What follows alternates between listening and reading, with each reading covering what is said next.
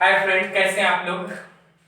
मेरे दोस्त, इससे पहले वाले वीडियो में हम लोग देखे थे प्रोटेम स्पीकर के बारे में, यानी प्रोटेम स्पीकर के बारे में देखे थे। आज हम लोग देखेंगे एक नया टॉपिक स्पीकर के बारे में, यानी लोकसभा अध्यक्ष यानी स्पीकर। स्पीकर को कैसे चुना जाता है, कैसे कैसे स्पीकर का प्रावधान है, स्पीकर की कार्य एवं शक्ति क्या है। तो आज हम लोग सीधे सीधे देखेंगे किसके बारे में, स्पीकर के बारे में। तो आइए बात करते हैं स्पीकर। अगर लोकसभा अध्यक्ष की बात की जाए तो लोकसभा अध्यक्ष की चर्चा हमारे संविधान के 93 आर्टिकल में किया गया है। आपसे अगर पूछे कि लोकसभा अध्यक्ष यानी स्पीकर की चर्चा हमारे संविधान के किस आर्टिकल में, किस अनुच्छेद में, तो ये होगा अनुच्छेद 93। अब बात करते हैं कि जो स्पीकर है, स्पीकर को चुनता कौन है। स्पीकर को चुनता कौन है, तो लोकसभा के जितने भी मेंबर हैं, लोकसभा के जितने भी मेंबर हैं, इन सारे मेंबर को शपथ दिलाने का काम होता है प्रोटेम स्पीकर का। ये सारे मेंबर जैसे ही शपथ लेते हैं, शपथ लेने के बाद लोकसभा के सदस्य अपने में से ही, लोकसभा के सारे सदस्य अपने में से ही किसी एक को अध्यक्ष और किसी एक को उपाध्यक्ष चुनता है।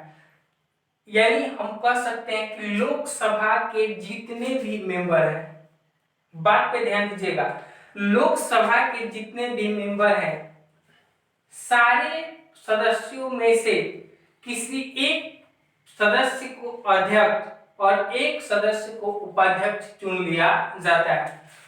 यानी हम लोग कह सकते हैं कि लोकसभा के सदस्यों द्वारा इसका क्या होता है, चुनाव होता है। लोकसभा अध्यक्ष का चुनाव किसके द्वारा, तो लोकसभा के सदस्यों द्वारा ही इसे चुना जाता है। अब बात करते हैं कि इसका कार्यकाल कितने दिनों का होगा। इसका कार्यकाल कितने दिनों का होगा, तो जब तक लोकसभा भंग नहीं होगा, जब तक नए लोकसभा का गठन नहीं हो जाता है, तब तक ये अपने पद पर बना रहता है। यानी इसका कार्यकाल सीधे सीधे किस पे डिपेंड है, तो लोकसभा की अवधि पर। अब बात करते हैं इसे शपथ कौन दिलाता है।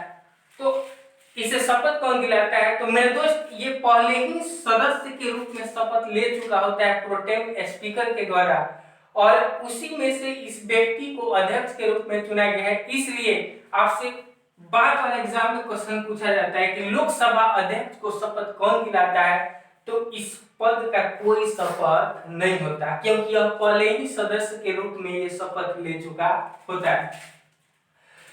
तो इसका चुनाव सदस्यों द्वारा किया जाता है।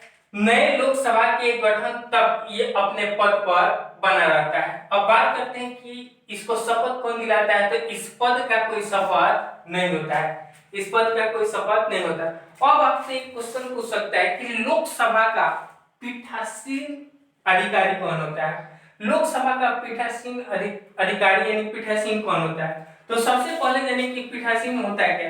पीठासीन का मतलब होता है सबसे जो मेन व्यक्ति होता है, उस सदन का जो सबसे मेन व्यक्ति होता है, जो सदन को संचालित करेगा, यानी हम कह सकते हैं जो सर्वे सर्वा हो, उसे हम क्या कहेंगे, पीठासीन। तो आपसे पूछेगा लोकसभा का पीठासीन कौन होता है, तो लोकसभा का पीठासीन होता है अध्यक्ष, क्योंकि लोकसभा में सबसे बड़ा गरिमामय पद होता है किसका, अध्यक्ष का। अब बात करते हैं ये जो अध्यक्ष है, अध्यक्ष अपना त्याग पत्र किसे देगा, तो अध्यक्ष अपना त्याग पत्र उपाध्यक्ष को देता है। अध्यक्ष अपना त्याग पत्र किसे देगा, उपाध्यक्ष, और उपाध्यक्ष अपना त्याग पत्र किसे देगा, अध्यक्ष को। तो पहला बात, अध्यक्ष की चर्चा किस आर्टिकल में, 93। इसे चुनता कौन है, तो लोकसभा के जितने भी मेंबर है, ये सारे लोग मिलके एक अध्यक्ष और एक उपाध्यक्ष का चुनाव करते हैं। ये जो अध्यक्ष है, क्या इस अध्यक्ष के पद का कोई शपथ होता है, तो अध्यक्ष के पद का कोई शपथ नहीं होता है, यह पहले ही सदस्य के रूप में शपथ ले चुका होता है। अब बात की जाए कि अध्यक्ष अपना त्याग पत्र किसे देगा, तो ये अपना त्याग पत्र उपाध्यक्ष को, और उपाध्यक्ष अपना त्याग पत्र किसे देगा, अध्यक्ष को। अब हम बात करेंगे कि लोकसभा का पीठासीन, तो लोकसभा का पीठासीन कौन हो गया, लोकसभा अध्यक्ष। अब बात करेंगे इसकी कार्य एवं शक्ति के बारे में, आखिर क्या क्या पावर दिया गया है लोकसभा अध्यक्ष को। तो लोकसभा अध्यक्ष का पहला काम, वह संसद कि लोकसभा जैसे सदन को, यानी लोकसभा अध्यक्ष है तो जाहिर सी बात है यह लोकसभा के सदन को क्या करता है, संचालित करता है। यानी इसके जिम्मे में लोकसभा का पूरा संचालन होता है। यानी लोकसभा का संचालन कौन करता है, लोकसभा अध्यक्ष। अब बात करते हैं किसी भी विधेयक को लेकर जब दोनों सदनों में मतभेद हो जाता है, किसी भी विधेयक को लेकर जब दोनों सदनों में मतभेद हो जाता है, उस समय राष्ट्रपति द्वारा एक संयुक्त अधिवेशन बुलाई जाती है। आपस में किसी विधेयक को मतभेद होने पर राष्ट्रपति द्वारा एक संयुक्त अधिवेशन बुलाई जाती है और उस संयुक्त अधिवेशन को बुलाता राष्ट्रपति है, लेकिन उस संयुक्त अधिवेशन की अध्यक्षता कौन करता है, लोकसभा अध्यक्ष। तो पहला काम ये लोकसभा जैसे सदन को संचालित करता है, दूसरा ये संयुक्त अधिवेशन की अध्यक्षता करता है, लेकिन संयुक्त अधिवेशन को बुलाता कौन है, राष्ट्रपति। अब बात करते हैं कोई भी विधेयक धन विधेयक है या नहीं, कोई भी विधेयक धन विधेयक है या नहीं, इसकी पुष्टि कौन करेगा, तो लोकसभा अध्यक्ष। यानी कोई विधेयक धन विधेयक है या नहीं, इसका निर्धारण करने का काम किसका है, लोकसभा अध्यक्ष का। कभी कभी किसी विधेयक को लेकर पक्ष और विपक्ष में मतभेद हो जाता है, कभी कभी किसी विधेयक को लेकर पक्ष और विपक्ष में मतभेद हो जाता है, उस समय मतभेद होने पर वोटिंग होती है। जब वोटिंग की स्थिति में जब मत बराबर हो जाता है, उस समय लोकसभा अध्यक्ष को ये अधिकार है कि वह अपना निर्णायक मत दे सकता है। यानी सदन में किसी विधेयक को मतभेद होने पर किसे अपना निर्णायक मत देने का अधिकार है, तो लोकसभा अध्यक्ष को। किसे है, लोकसभा अध्यक्ष को। अभी हम लोग लोकसभा अध्यक्ष के बारे में इतना सारा बात डिटेल में जानेंगे। अब हम लोग बात करेंगे और इसका काम क्या है। तो अगर कोई भी मेंबर दल बदल यानी एक दल से दूसरे दल में जाता है, इसके अनुसार ये सदस्य को अयोग्य घोषित कर सकता है। यानी दल बदल के आधार पर सदस्य को अयोग्य घोषित करने का अधिकार किसे है, लोकसभा अध्यक्ष। तो हम लोगों ने देखा लोकसभा की कार्य शक्ति के बारे में।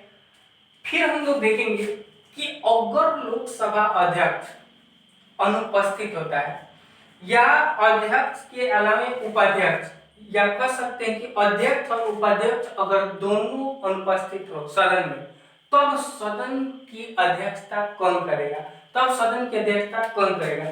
इस स्थिति में होता क्या है, जैसे ही लोकसभा अध्यक्ष और उपाध्यक्ष एब्सेंट होता है, अनुपस्थित होता है, इस स्थिति में उस सदन में 10 वरिष्ठ व्यक्तियों का एक पैनल तैयार किया जाता है। उस समय सदन में 10 वरिष्ठ व्यक्तियों का एक पैनल तैयार किया जाता है और इस 10 पैनल तैयार किए हुए व्यक्तियों में राष्ट्रपति जिसे अगर नियुक्त कर दे वही व्यक्ति इस सदन की अध्यक्षता करेगा, लेकिन कब, अध्यक्ष और उपाध्यक्ष की अनुपस्थिति में। तो आपसे पूछ सकता है कि अध्यक्ष और उपाध्यक्ष की उपस्थिति में संसद को लोकसभा को संचालित कौन करेगा, तो कोई वरिष्ठ व्यक्ति होगा जिसे राष्ट्रपति नियुक्त करेगा। अब बात करते हैं हटाने की प्रक्रिया। कहा जाता है कि ये जो लोकसभा अध्यक्ष है ये किसी भी दल का नहीं होता है। जैसे ही इसे लोकसभा अध्यक्ष के रूप में चुन लिया जाता है, अब यह किसी दल का नहीं होगा, ये बिल्कुल इसे उपेक्षा की जाती है कि यह किसी दल का नहीं होना चाहिए। लेकिन बात करते हैं अगर बदमाश निकल जाए तो इसे हटाना भी पड़ सकता है। अब बात किया जाए कि इसके हटाने की प्रक्रिया क्या है, तो लोकसभा अध्यक्ष को हटाने की प्रक्रिया कुछ इस प्रकार है। सबसे पहला बात कि इसे विशेष बहुमत द्वारा हटाया जा सकता है, यानी 2/3 बहुमत द्वारा पारित करके हटाया जा सकता है। लेकिन इसके लिए कंडीशन है, अगर लोकसभा के मेंबर इसे हटाना चाहते हैं तो इसके लिए सबसे पहला खास बात है कि 50 सदस्यों की लिखित सहमति होनी चाहिए। 50 सदस्यों की लिखित सहमति के बावजूद इसे 14 दिन पूर्व सूचना देना होगा और 14 दिन पूर्व सूचना देकर इसे 2/3 बहुमत से पारित करना होगा। उसके बाद अध्यक्ष अपने पद से हटा जाना समझा जाता है। तो ये है हटाने की प्रक्रिया।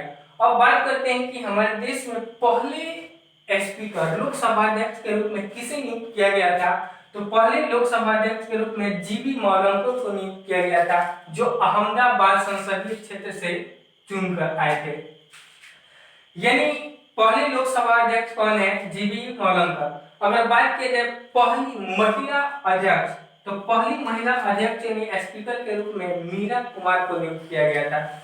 जबकि वर्तमान में लोकसभा अध्यक्ष कौन है? ओम बिरला, जो कोटा संसदीय क्षेत्र से नियुक्त किए गए। तो उम्मीद करते हैं कि आपको पूरा लोकसभा अध्यक्ष यानी स्पीकर के बारे में बहुत अच्छे से समझ में आया होगा। अगर आपको ये वीडियो अच्छा लगे, आप लोग लाइक कीजिए, शेयर कीजिए, सब्सक्राइब कीजिए। इसके बाद हम लोग एक नया टॉपिक लेकर आएंगे जो बहुत ही बेहतरीन होगा। तब तक के लिए इस वीडियो को देखने के लिए बहुत बहुत धन्यवाद। लाइक कीजिए, शेयर कीजिए, सब्सक्राइब कीजिए। Thank you.